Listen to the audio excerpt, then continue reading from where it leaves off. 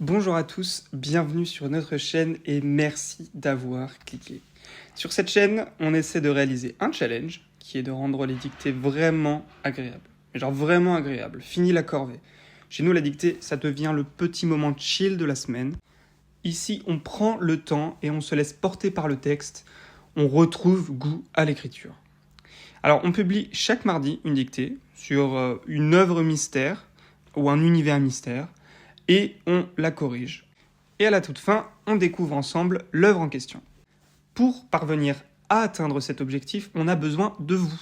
Donc n'hésitez pas à vous laisser tenter par le concept, vous abonner et mettre en commentaire les œuvres ou les challenges que vous aimeriez retrouver dans les prochaines vidéos.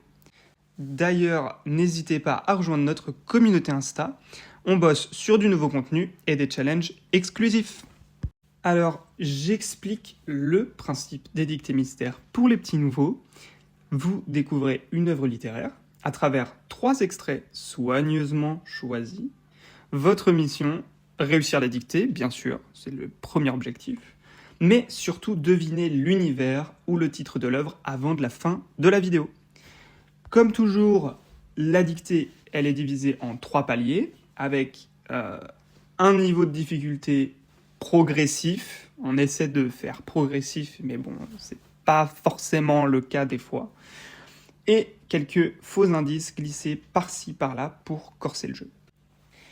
À la fin, on corrige ensemble et on vous plonge dans l'univers de l'œuvre avec un petit débrief littéraire. Bon, comme je suis de très bonne humeur aujourd'hui, j'ai pris mon café.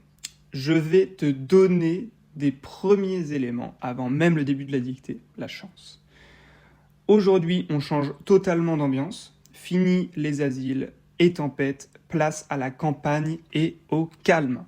Mais attention, un conseil, les apparences peuvent être parfois trompeuses. Comme d'habitude, la vidéo est découpée en plusieurs parties. Comme ça, si tu souhaites réécouter les extraits une deuxième ou troisième fois, c'est possible. D'ailleurs, on fait toujours une première lecture avant de dicter pour profiter de l'extrait. Sans plus attendre, je te laisse prendre ton plus beau crayon et la première feuille que tu vois près de toi. Et si t'as pas de feuille près de toi, tu veux prendre, je sais pas moi, une facture EDF ou le manuel d'instruction de ton four, enfin bref, tu trouveras forcément des solutions. Alors pour la lecture du premier extrait, on a caché les noms et on les a remplacés par il, elle, monsieur, madame, etc. Sinon vous allez trop facilement trouver. Sans plus attendre, on est parti pour le premier extrait. Oui, dit-il, sa terre est extrêmement belle. 10 000 livres sterling de rente.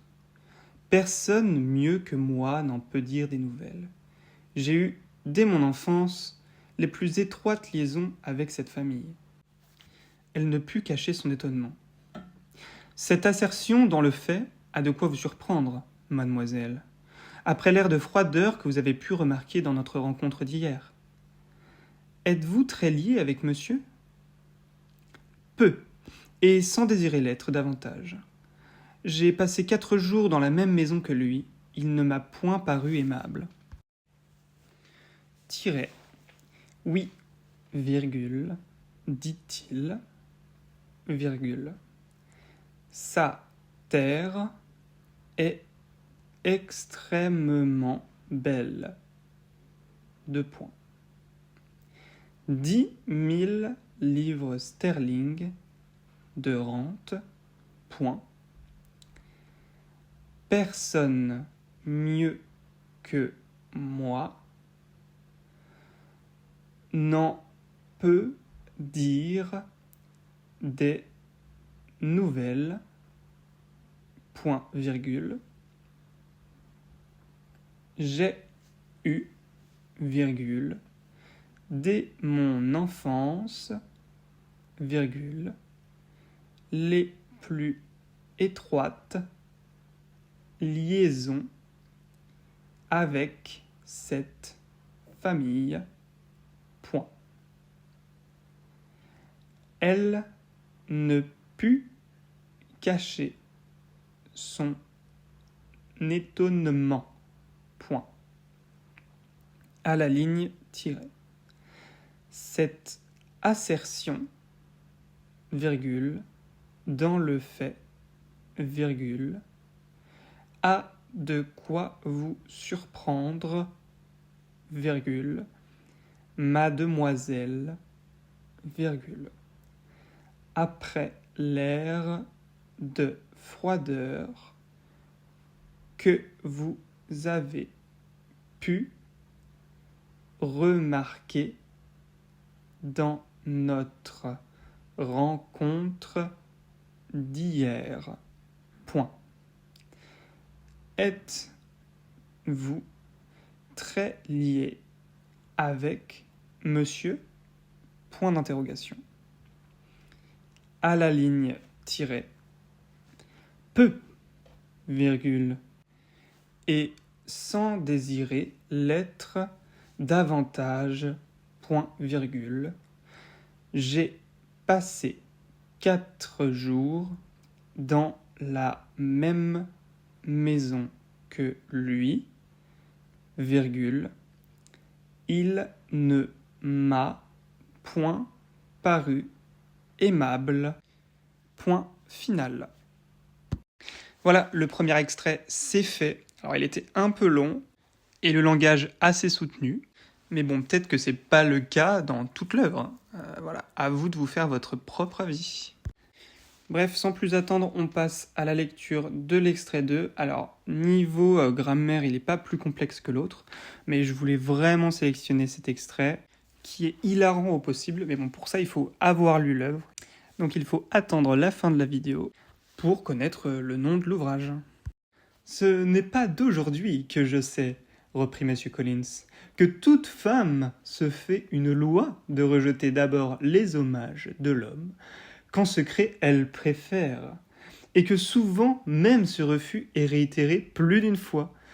Par conséquent, bien loin d'être découragé par ce que vous venez de me dire, je conserve le doux espoir de vous conduire avant peu au temple de l'Hyménée. »« Vraiment, monsieur ?» s'écria Élisabeth. « Après ma déclaration, votre espoir me paraît singulier. » Alors, juste avant la lecture plus lente pour la dictée, je me permets de parler un petit peu de cet extrait, pour vraiment mettre l'accent sur ce cher monsieur Collins, qui est un peu la représentation au XIXe siècle d'un gros forceur, très gros forceur, qui a certainement un peu de mal avec la représentation du consentement. Mais bon, retournons un peu à la dictée. On reprend son crayon et on est parti. Tiret. Ce n'est pas d'aujourd'hui que je sais, virgule, reprit monsieur Collins, virgule, que toute femme se fait une loi de rejeter d'abord les hommages de l'homme, qu'en secret elle préfère, virgule, et que souvent même ce refus est réitéré plus d'une fois. 2 points. Par conséquent, virgule, bien loin d'être découragé par ce que vous venez de me dire, virgule, je conserve le doux espoir de vous conduire avant peu au temple de l'Hyménée. Point. À la ligne, tiret. Vraiment, virgule, monsieur, point d'exclamation, s'écria Élisabeth, virgule, après ma déclaration, virgule, votre espoir me paraît singulier, point final. Le deuxième extrait donne pas mal d'indices, ça se précise. Est-ce que tu as changé d'avis sur l'œuvre mystère ? On te rappelle d'ailleurs que si tu souhaites relire, revoir les extraits, tu peux revenir au début de la dictée. On a séquencé la vidéo juste en dessous. On est déjà au dernier extrait. Alors cet extrait est très long, mais la dictée va être que sur les 2 premiers paragraphes. Mais j'ai vraiment voulu mettre l'extrait en entier parce qu'il est, je le trouve, magnifique dans le livre. Donc sans plus tarder, on est parti. Ces réflexions la firent plus d'une fois rougir. Elle ne pouvait penser ni à Darcy, ni à Wickham, sans sentir qu'elle avait été aveuglée par la prévention la plus ridicule et la plus absurde. « Se peut-il, s'écria-t-elle, que j'ai agi d'une manière si méprisable, moi qui me pique de posséder un discernement si subtil, moi qui me glorifie tant de mon esprit, qui si souvent, dédaignant la généreuse candeur de ma sœur, me plaît à une défiance inutile et coupable. Combien cette découverte est humiliante, mais cette humiliation est bien méritée. Si j'avais aimé, je n'aurais pas été plus aveugle, mais la vanité, non. L'amour a causé ma folie. Flatté par les préférences de l'un, offensé de la négligence de l'autre, je me suis livré aux préventions les plus injustes. J'ai honte de moi-même. Jusqu'à ce moment, mon propre caractère ne m'était point connu. Ces réflexions la firent plus d'une fois rougir, point, virgule. Elle ne pouvait penser ni à Darcy, ni à Wickham, sans sentir qu'elle avait été aveuglée par la prévention la plus ridicule et la plus absurde. Point. À la ligne, ouvrez les guillemets. Se peut-il, virgule, s'écriait-elle, virgule, que j'ai agi d'une manière si méprisable, virgule, moi qui me pique de posséder un discernement si subtil, point, virgule, moi qui me glorifie tant de mon esprit, virgule, qui si souvent, dédaignant la généreuse candeur de ma sœur, virgule, me plaît à une défiance inutile et coupable, point, virgule. Combien cette découverte est humiliante, virgule, mais cette humiliation est bien méritée, point d'exclamation, fin de l'extrait. Voilà, la dictée est finie, j'espère qu'elle vous a plu. Alors, avant de révéler le nom du livre et son auteur, on va corriger ensemble les 3 extraits. Les 3 extraits, ils utilisent un langage assez soutenu, mais encore une fois, il faut voir à travers et au-delà de ce langage, parce que ça vaut vraiment le coup de lire ce livre. Bref, sur ce, on affiche le premier extrait avec les potentielles erreurs. Alors, le premier extrait est assez simple. On travaille surtout sur les bases de la conjugaison et la compréhension un petit peu du style classique de Jane. On y voit un peu de passé simple dans le premier paragraphe avec le verbe pouvoir. Elle ne put cacher son étonnement. On voit ensuite plusieurs passés composés. J'ai eu, j'ai passé, il ne m'a point paru. Ce sont des actions qui sont récentes et racontées dans le dialogue. Ce qui est intéressant dans cet extrait, c'est le vocabulaire. On a par exemple le mot point à la place de pas. On a également une structure de phrase assez peu commune dans la deuxième phrase. avec « Personne mieux que moi n'en peut dire des nouvelles ». Avec en premier lieu « Personne mieux que moi », donc qui est assez simple à analyser, ce qui veut dire qu'il est la meilleure personne pour parler du sujet. Et « n'en peut dire des nouvelles », qu'on peut tourner sous la forme de « ne peut en dire des nouvelles » plutôt que « n'en peut dire des nouvelles ». Et donc finalement, tout ça mis bout à bout, on comprend que Wickham cherche à dire à Elizabeth qu'il est la personne qui connaît le mieux Darcy. Encore une fois, ce sont des structures qui sont un peu anciennes, mais qui sont super intéressantes à déchiffrer et à connaître. Ici, le niveau monte un peu plus.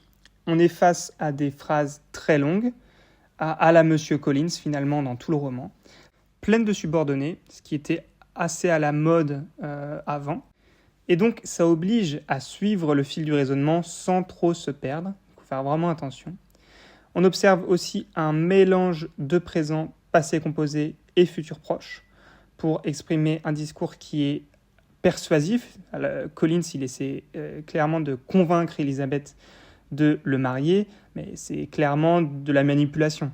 Et je vous conseille vraiment de lire tout le chapitre.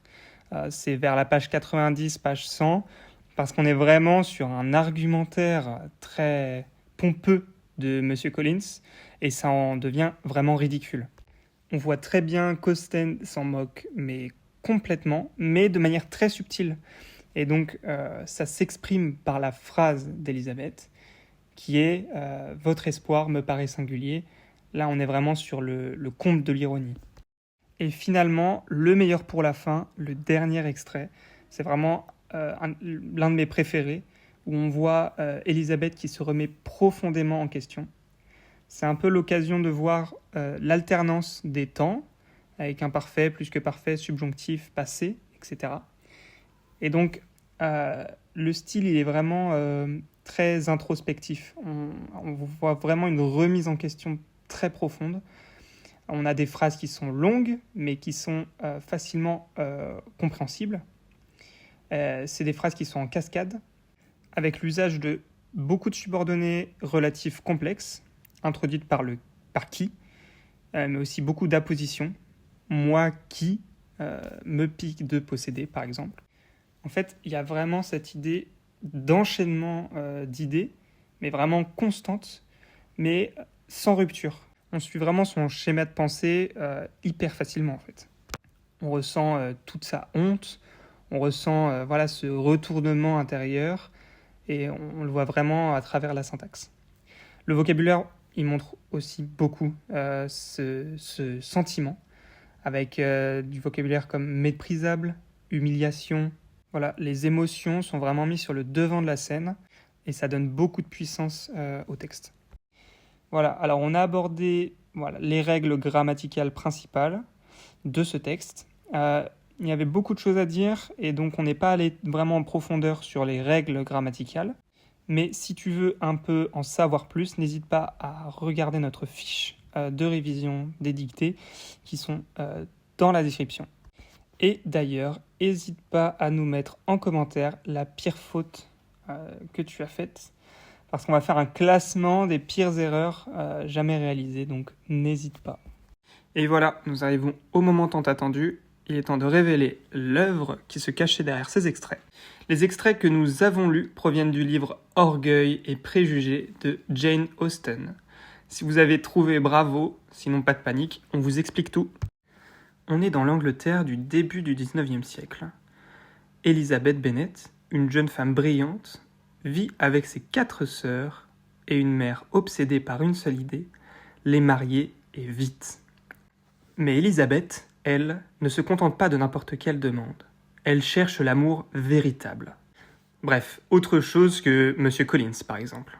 Tu as eu d'ailleurs un aperçu du personnage avec le deuxième extrait.